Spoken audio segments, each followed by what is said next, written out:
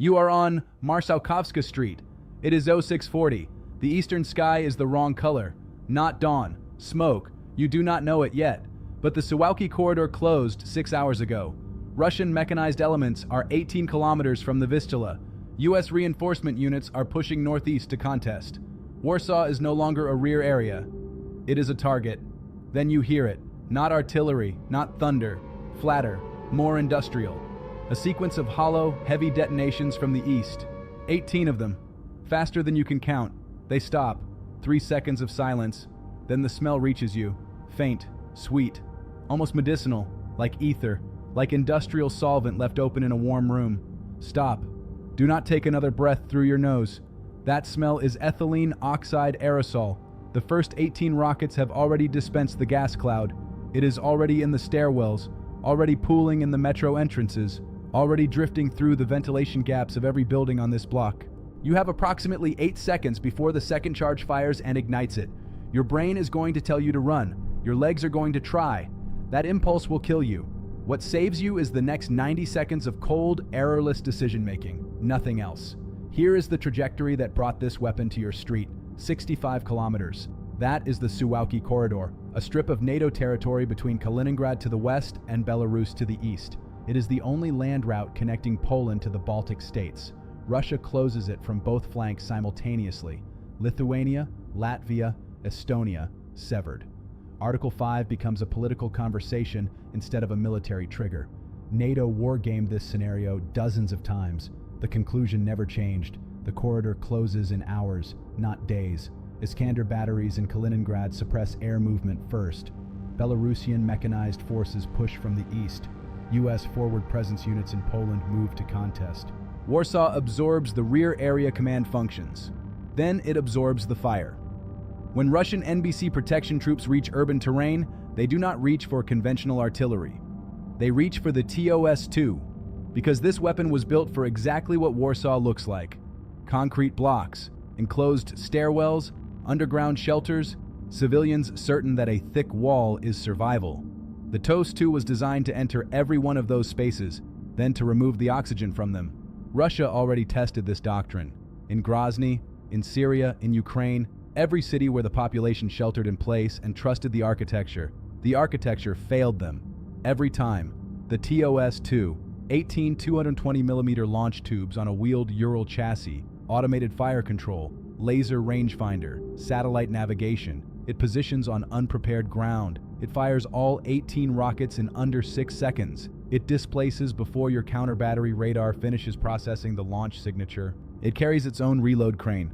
No support vehicle, no tether, it operates alone, and it moves fast. The warhead carries no shrapnel, there is no fragmentation radius, no safe distance outside a blast cone. The warhead aerosolizes a fuel-air explosive compound under pressure, ethylene oxide, atomized into a fine mist. The cloud enters every gap it finds, open windows, ventilation intakes, the gap under your door, the stairwell shaft. It has no color. At kill concentrations, it has that faint, sweet ether smell. When you smell it, the gas is already in your lungs. Then the second charge fires. 3,000 degrees Celsius at the ignition core, 400 pounds per square inch of overpressure, omnidirectional. That is what kills you, and you cannot armor against it. I have heard soldiers say their level 4 ceramic plates will protect them. Let me be precise about why they are wrong. Ceramic plates stop bullets. They stop fragments. They were not engineered for overpressure dynamics. The pressure wave is omnidirectional. It wraps around your armor. It enters through your neck, your armpits, your groin, your back, every gap simultaneously. The ceramic plate at your chest then becomes the problem. It becomes a rigid backstop. The wave compresses your thoracic cavity against it while hitting every other surface of your body from every other angle at the same time. Your rib cage becomes a vise. Your lungs are air-filled tissue at a massive pressure differential interface. They do not fail. They tear internally. No exit wound, no blood on the floor, just a soldier who looks intact and is not breathing. I reviewed battle damage assessment footage from Mosul in 2017. Iraqi Army TOS-1A strike on an ISIS-held residential block. The soldiers who cleared the building afterward described it the same way every time. Bodies in defensive positions, no visible trauma, no blood. The air had simply been removed from the equation. I looked at those images for a long time. I have not stopped looking at them. The oxygen depletion mechanism runs in parallel with the pressure kill. The oxidation reaction consumes available atmospheric oxygen across the entire strike envelope. If the pressure leaves you alive, asphyxiation begins immediately. You are breathing.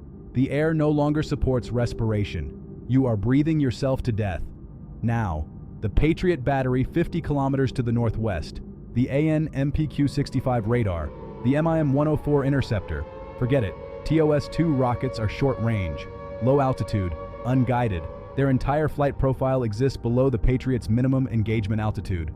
They cross the radar's terrain masking threshold in seconds. The engagement window does not exist.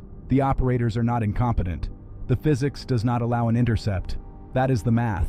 There is no negotiating with it. The gas is heavier than air. It descends. It pools at the lowest point it can reach. Basements fill first. Warsaw's metro, Centrum Station, Świętokrzyska platform becomes a gas trap within minutes of a strike in the surrounding blocks. The crowd running toward the metro entrance is running toward the highest gas concentration in the city. Do not follow them. Go up. Second floor. 1 floor above grade. Not higher. The overpressure wave travels through the foundation. Prone on a ground floor surface, the shock transmits through the concrete directly into your sternum. Second floor breaks that transfer path. Higher than second floor, you enter the glass curtain wall zones of the modern commercial towers. I reviewed satellite imagery of thermobaric overpressure impact on glass-faced residential blocks in Aleppo, 2016. Every window on the facing side detonated inward simultaneously. Not broken, detonated. The glass became a horizontal fragmentation event directed at everything breathing inside the floor. Do not be inside a glass tower when that wave arrives. Find a concrete interior wall. Stairwell landing. Plumbing chase. Warsaw's Soviet-era Wielka Płyta blocks have cast concrete load-bearing interior panels. Get behind one. Seal the door gap with whatever fabric you can reach. Keep your mouth open. Clenched jaw concentrates the pressure differential at your inner ear and orbital structures. Do not press your chest against the floor. Do not move for 10 minutes after the last detonation. When you move, you need a mask first. Full-face CBRN respirator with 100 combination filter. Without it, residual aerosol vapor and combustion byproducts will chemically burn your pulmonary lining. You will feel functional for 20 minutes, then you will not. If you have no mask, wet cloth over your nose and mouth buys partial filtration, not a solution, buys movement time, move fast. Minimize exposure duration, step into the street, 3 assessments, in sequence, do not skip any. First, wind direction, feel the air on your face, move against it. The aerosol cloud drifts downwind, you move upwind, you move west. Second, building integrity. Look at the facade of the structure you sheltered in. Spalling concrete, cracked load-bearing panels. If the structure is compromised, clear it immediately. Delayed secondary collapse will bury you.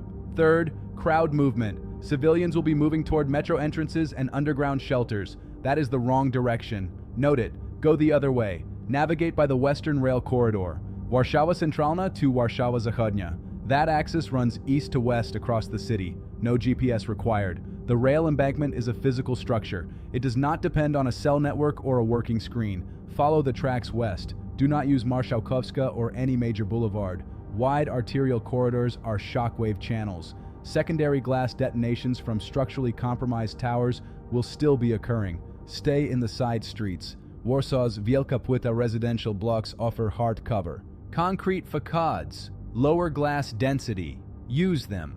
The U.S. Embassy is at Aleje Ujazdowski 29, roughly 2 kilometers south of Centralna. That number belongs in your head before you need it. When the grid is dead, your phone is dead, and the street signs are under debris, you navigate by block count and compass heading. South from the rail line, 2 kilometers, black iron perimeter fence, guard post. It will be staffed. Do not stop for people lying on the ground who show no visible injuries. I know how that sounds. But a thermobaric victim with no external trauma is already dead. The pressure tore the interior. There is nothing you can do. Stopping wastes the time you need to stay alive. Keep moving. The missile does not care what flag you carry. It cares about coordinates. The only variable it cannot control is where you are standing when it arrives. Now you know where not to stand.